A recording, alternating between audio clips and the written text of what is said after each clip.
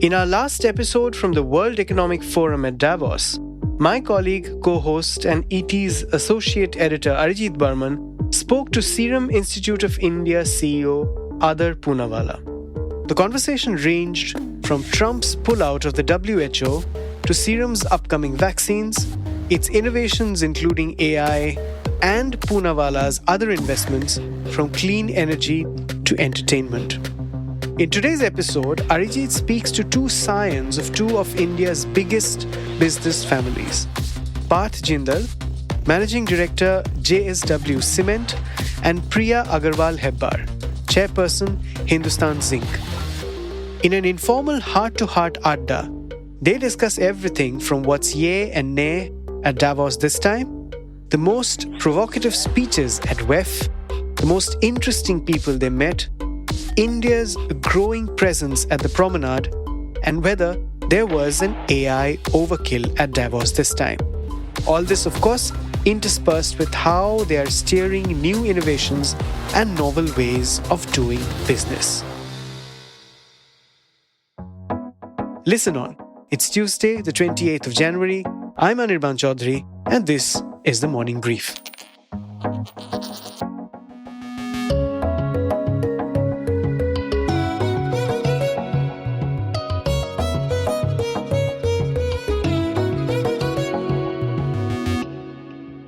Parth, Priya, thank you so much for taking time out to join this, what we're calling the Adda with Economic Times. As Adda goes, it's a free-flowing conversation about your personal experience, your journey. Parth, it's been your first time in Davos. Priya, it's been your second. I want to start with the man who's making his debut this time around. 3 days or 4 days that you've been here, what struck you as the most wow feature of Davos? I think the number of heads of companies, heads of state, the number of our chief ministers just roaming the streets and roaming the Congress Center is just incredible. You know, I kind of got a bit overwhelmed at the beginning because it's like speed dating. You're just like going boom, boom, boom, boom, boom, and meeting so many people, making so many connections, and you know, how do you keep up? How do you process it? Correct. But I thought it's incredible that how all the world comes to a small tiny village in Switzerland where policy gets made or gets discussed, and we're missing a few countries obviously this time. US presence is much less. China, you don't see. I've not seen a single Chinese person. But at least eye-opening and an incredible place for networking. Yeah. So you talked about China, and I'll give you a real example from yesterday. So last night we were all at a with the McKinsey nightcap. There, for the first time, I met someone who's from China, a Chinese lady, and she said, you know, generally who you are, what do you do? Are you from McKinsey? Then I said, no. Okay, where are you from? I said, India. She said, okay, bye. It was the end. That's the shortest conversation I've had in Davos. So, hopefully she'll connect on LinkedIn. But Priya, I want to ask you, all of us, we take time to get to know people. How does this work for you guys in business? Now, in Davos, it's all about 15 minutes. As Parth said, it is actually speed dating. So, this is where you connect, probably exchange numbers, cards, and then you follow it up with subsequent meetings, or then you wait for the 1 year later and then you meet again and you take things forward. I mean, 15 minutes clearly from outside in looks, it's nothing.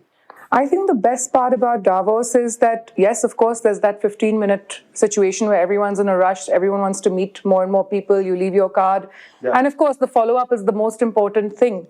But what I love is that, you have individuals in many different stages of their lives here. You have individuals who are just starting out, at their ideating stage of their startup or what they want to do in the future. They have disruptive ideas that could change the world. It's amazing what kind of the young global leaders, who come here, absolutely phenomenal ideas, to the heads of states, presidents, prime ministers. And the fact is that everybody is open. And in this place, it's a universe where everybody is willing to talk to everybody. Even last night, like we discussed, we were at the Barry's Bar. Prime Minister of Belgium was there singing and dancing with everybody. And, within those conversations, you can learn about each other. You can learn about what you want to, achieve. These conversations, it's not about those 15 minutes. It's about, being able to have 15 minutes with such a wide spectrum of individuals that you could not have 15 minutes with in an entire year on many years. In 4 or 5 days, you can meet people in a short span of time who you wouldn't have met in your whole lifetime. Yeah. But since you were coming here for the first time, did you set an agenda for yourself that, okay, I'm seeing all these programs. This time around, I really want to know more about AI or more about chip making and possibly the geopolitics of it, and accordingly, literally customize your schedule accordingly?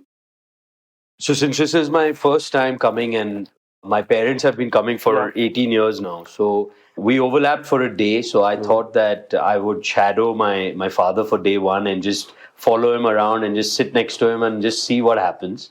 But being the World Economic Forum, as soon as you register, you start getting inundated with meeting requests. And also, I did pick and choose a few meetings. I did want to go hear some of the key speakers. So the Argentinian president was someone who I really wanted to hear, and I went for that today. I wanted to hear what Mohammed Yunus was saying as well, so I went and heard him. President Trump is speaking in the evening, today. So, things like that. So it was a mix and match, but I think now, having come here, having seen it, having understood it, I'll be much better prepared for next year. But the two speeches that you talked about, Bangladesh and Argentina, I guess Argentina especially, there was a lot of attention. I guess after Trump, probably everyone wanted to listen to him. What is it about him that you think the world is going cuckoo about?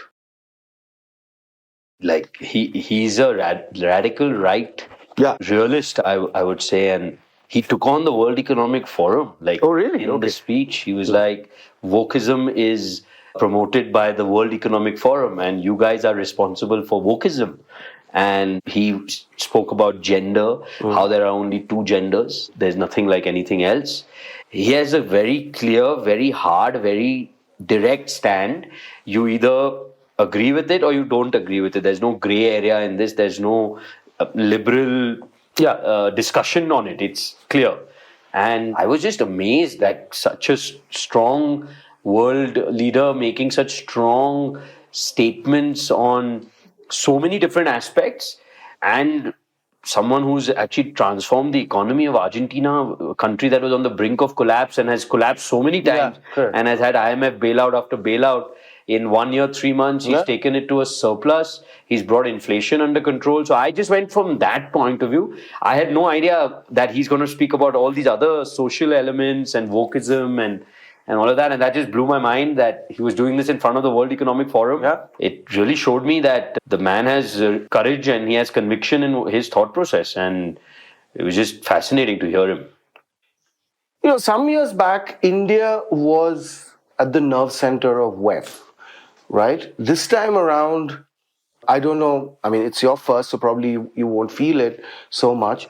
It just seems to be China and America, two blocks. And that's it. You're with one of them or you're against, you have to be part of a group. How does that translate when you are working in business groups which have international aspirations? You want to do business, you want to source maybe from China, you do business with China. Parth has joined a very key alliance with China. Even in commodities, China plays a huge role. America is a natural market for exports, etc.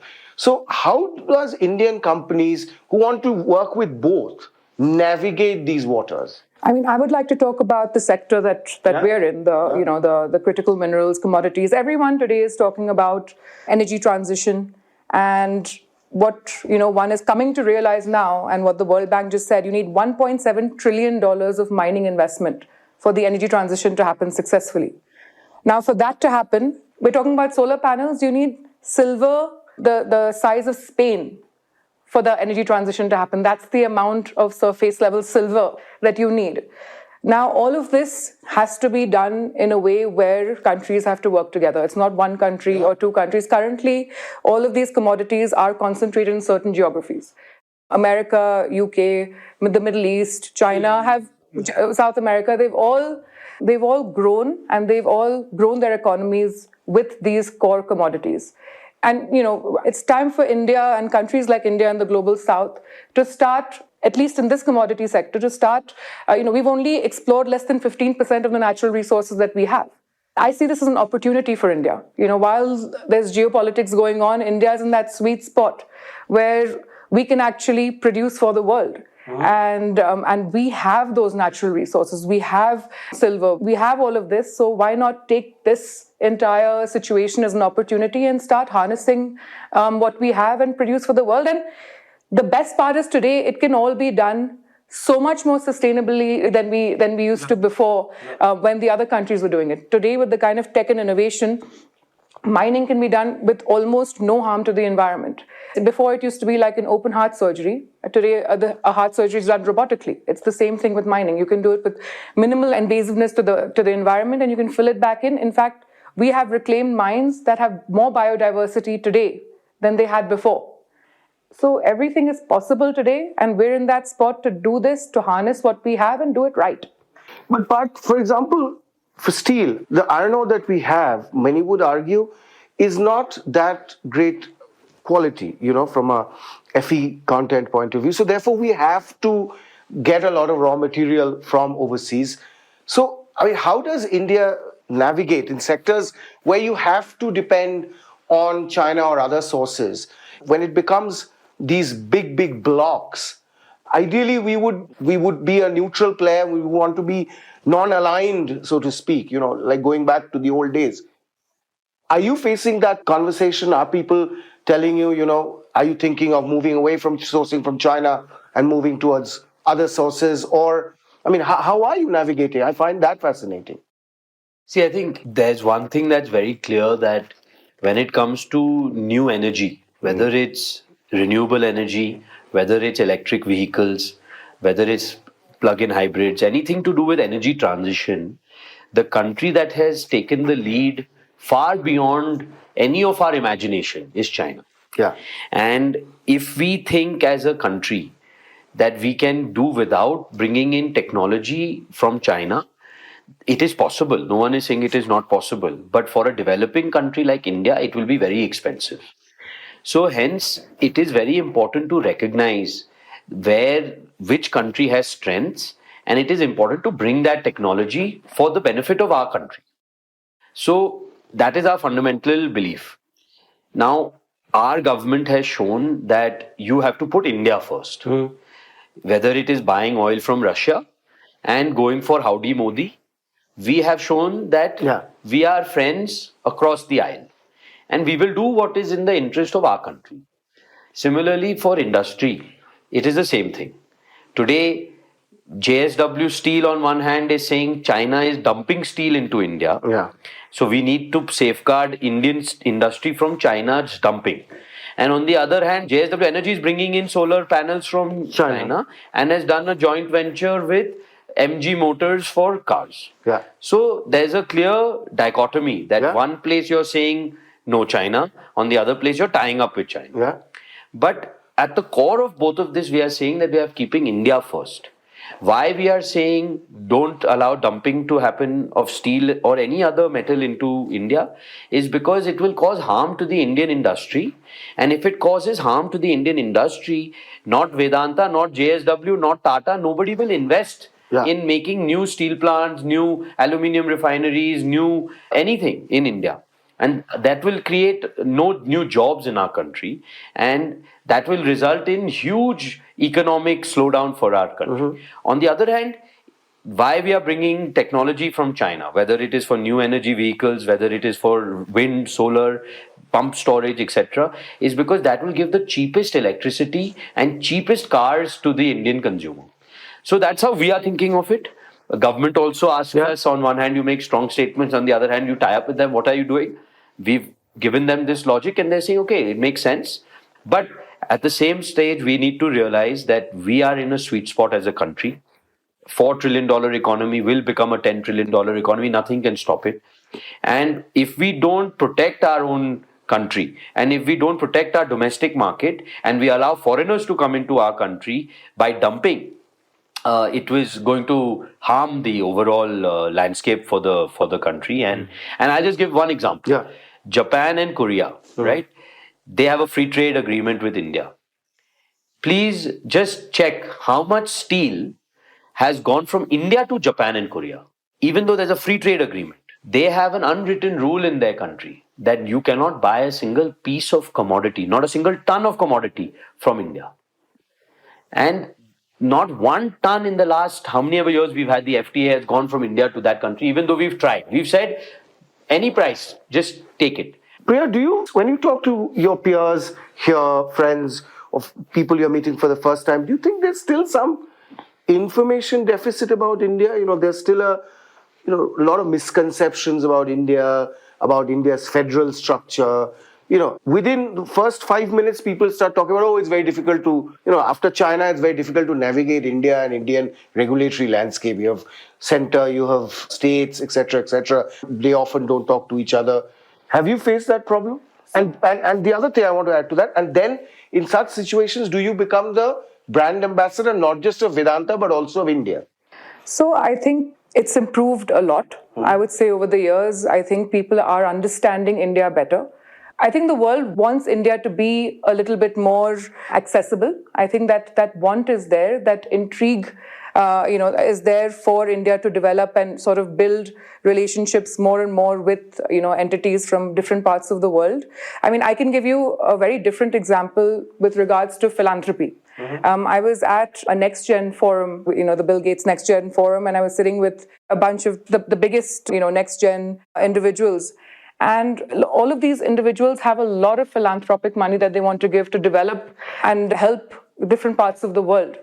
But they have very clearly said that they're able to send and help a lot of different countries in the world, but they haven't been able to access India and put that philanthropic sense over there. So there is that gap. But I think with the current government, with the way the current government is going and meeting and talking about and building relationships with the world, I think this is definitely going to change. And I think India is definitely going to be that next space where everyone is comfortable and will do a lot more work with over time. I mean, thus far, who has been the most interesting person you've met? Priya has met someone who's talking about mining on the moon, right? And she let her out of space. So let her tell that story for everyone. Because the person, I don't think she knew him or her from Adam, and saw her on the road and came running, and did a full presentation, I think. Yeah. I mean, that's the best part about Davos, right? When you sort of keep your day a little bit open and walk around on the streets and just walk around and just meet people, the kind of people you will meet are incredible. And this was a startup called Offworld. They just startup. So the founder is a Parsi guy, but only a Bawa can. Yes. Yeah. And he saw my name tag and he saw Hindustan Zinc Vedanta. He caught me. He said, please come to the cafe with me. I have to show you something. So I went into the cafe and he had this amazing video of how, and he's doing these pilots in some of the big mining majors already, where robots are doing everything. And he's saying the same thing that I'm doing here with robots, I can send to outer space. And that is what the future is going to look like. Everyone's talking about critical minerals. Everyone's talking about how there's going to be, a crisis. But if we start harnessing the world outside the earth, maybe we can help that. And it was very, very interesting. Who was the most interesting? I met a very interesting startup again. She just randomly messaged me on the app saying that she's a MIT spin-off making green cement and zero carbon cement. And instead of using heat to reduce the rock, she uses electricity.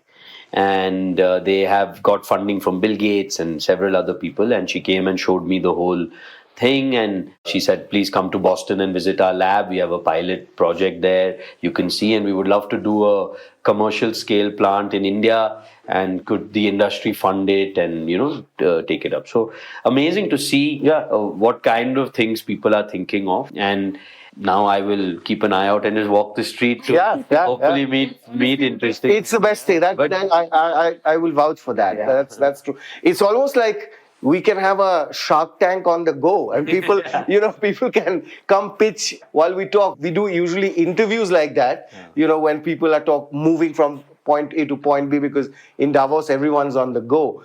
But I want to ask you, both of you have studied overseas. The whole idea of a Silicon Valley or these big industrial hubs that have come up, it has been a symbiotic or organic relationship between industry, academics or universities, and the whole R&D process. In India, it's missing still. When you come here, you see that how simple it is, and it can actually be done. What is realistic for India? Do you really think it's missing to a big extent? I think India has come a long way in this journey. I think if you look at our institutions, if you look at what the IITs are doing, if you look at what the corporates are doing with startups, if you look at what's happening in the startup ecosystem of India, it's transformed in the last 10 years, the kind of startups that have come up and the kind of innovation and the ideas that our Indian youth are bringing to the table. I think it's unparalleled. I think it's completely unfair to say that India has a gap. I think we're going absolutely in the right direction.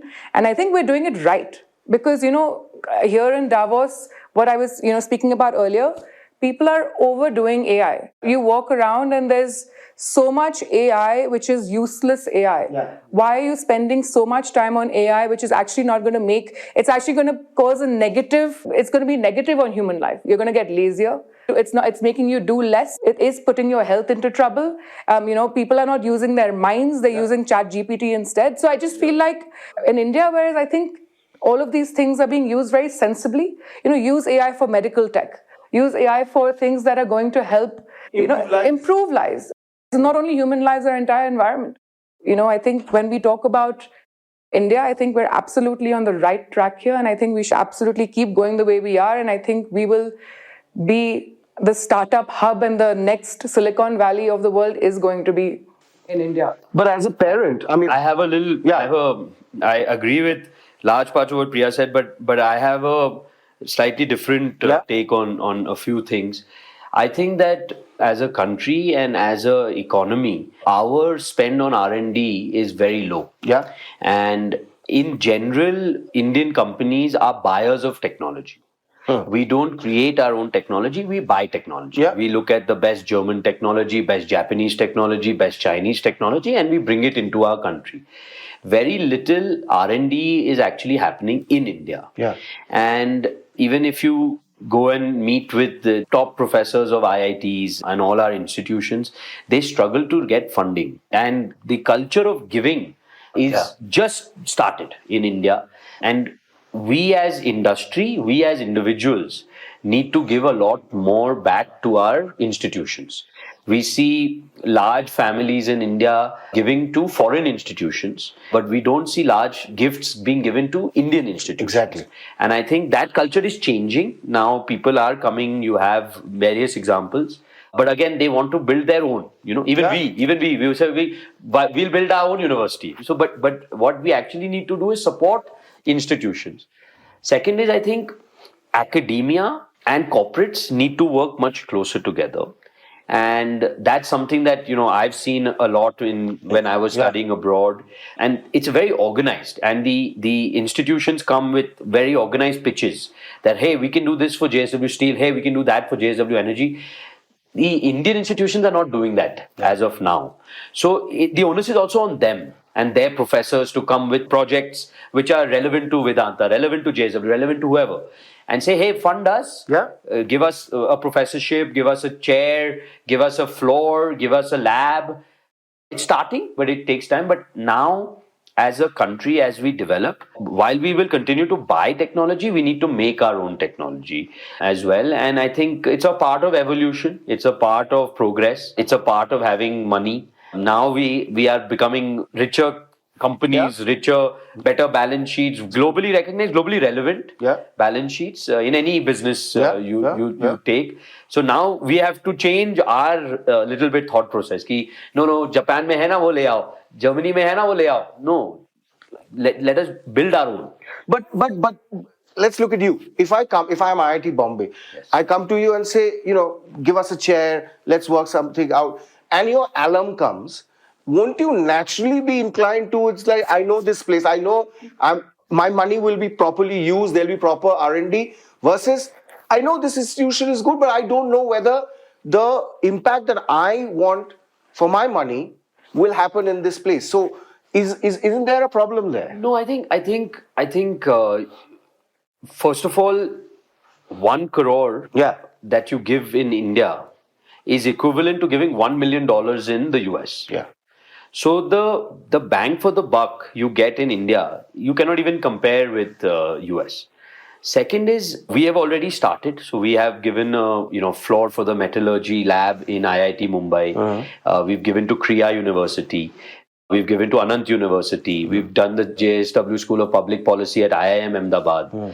We've done the new academic block at the National Law School in Bangalore. So we're trying to give back, but I'm just saying that we all have to improve the relationship between academia and business. Like if I look at JSW Steel's R&D spend, it's 0.0125% of our top line. If I look at JFE Steel's R&D spend, it is 4.5%. I mean, how will we build anything? How will we get patents? How will we get technology?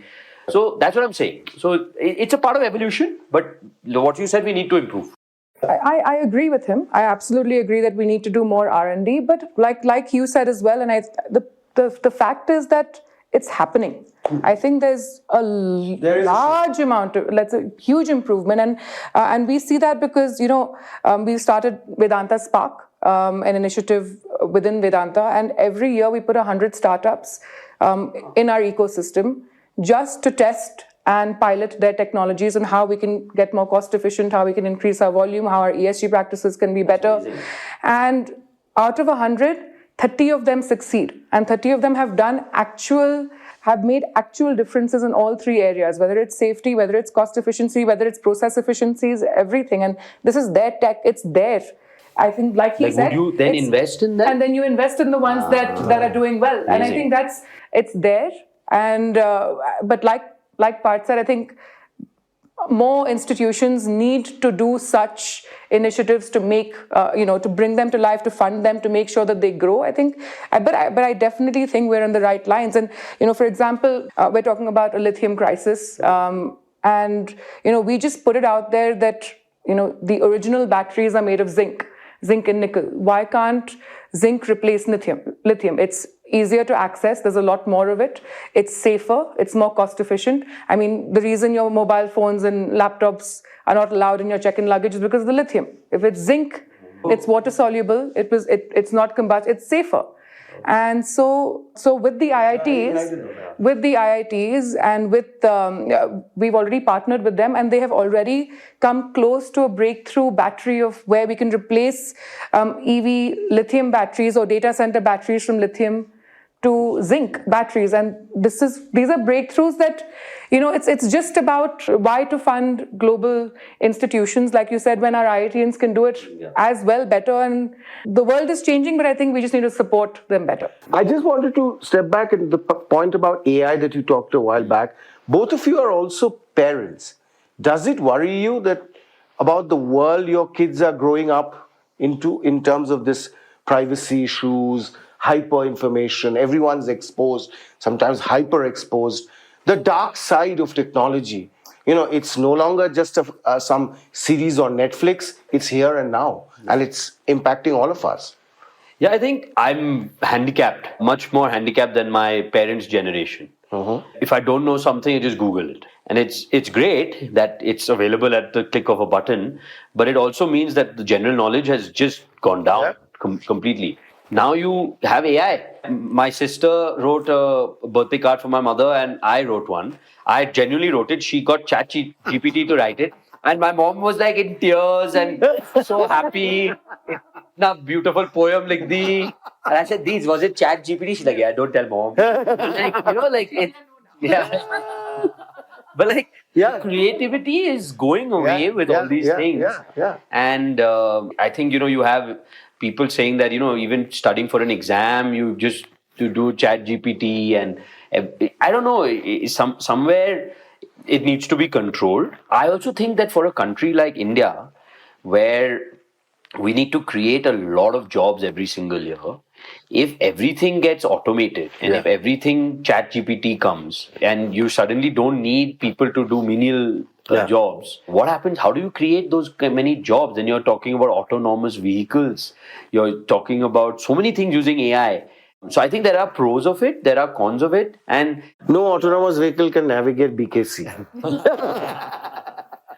or where her office is in near the airport. But where autonomous vehicles are very useful, and I mean, In a mining situation, because getting people to, you're not losing jobs, you're just operating them from above the ground, and safety. Safer. It's so much safer. Correct. We are running out of time. I just want to ask you one thing. 2025, we are going to have a new president who's going to address the WEF very shortly. He clearly wants to take us back to the fossil fuel age. Both of you have businesses which have a very strong ESG or a green quotient.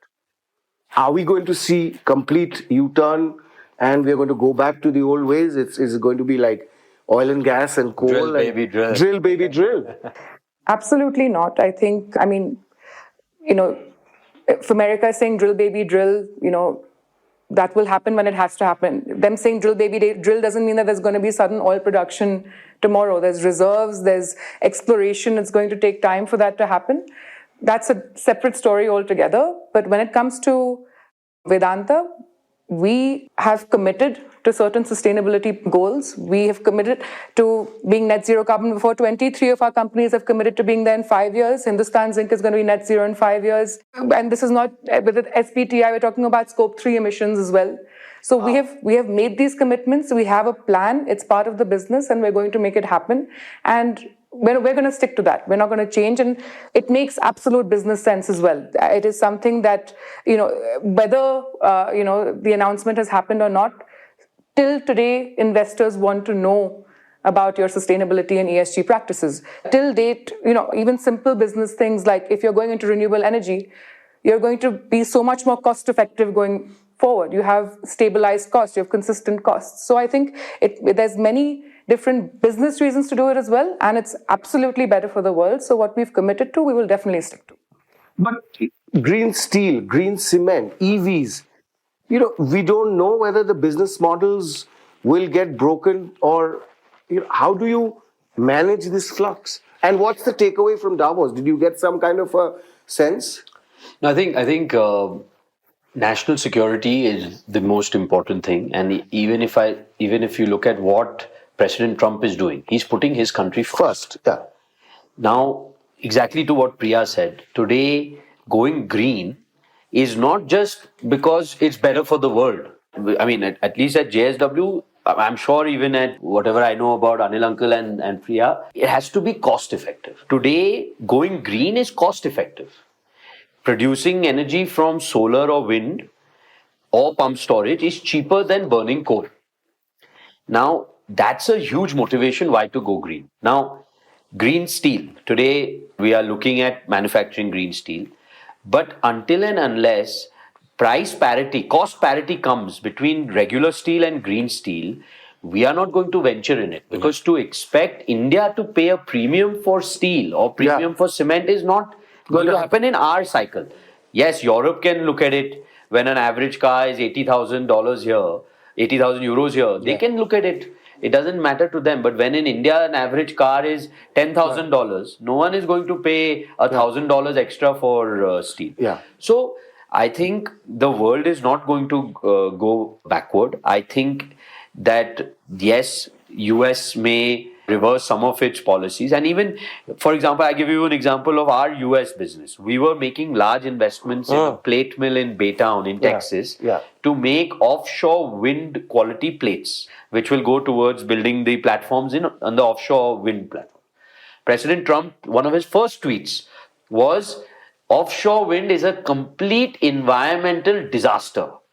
And in my tenure, there will not be one offshore wind project that will be approved. They depend on government subsidy, which we will no longer pay. So what is he saying? He's saying if your business model is correct and your cost of generating power through offshore wind, onshore wind, oil, gas, whatever, is cheaper or equal No problem. But don't expect me to hand out money to you to make you viable. So, which is okay, which is a view that he has taken. Now the industry is saying we need time to make it viable. So give us gap funding, which President Biden said yes to, which President Trump is saying no to. But for me, the argument for a developing country is we need to do it, and we need to do it in a cost-effective way. No one is going to pay a premium. Priya, Parth, thanks a ton. It was really an Adda, and I loved it. I hope you guys did too. Thank you. Thank you so much. Thank you. That's it for today. You were listening to this episode on The Morning Brief. It was produced by Surohini Jain and sound designed by Rajas Naik. The Morning Brief drops every Tuesday, Thursday and Friday on a listening platform of your choice. Have a good week.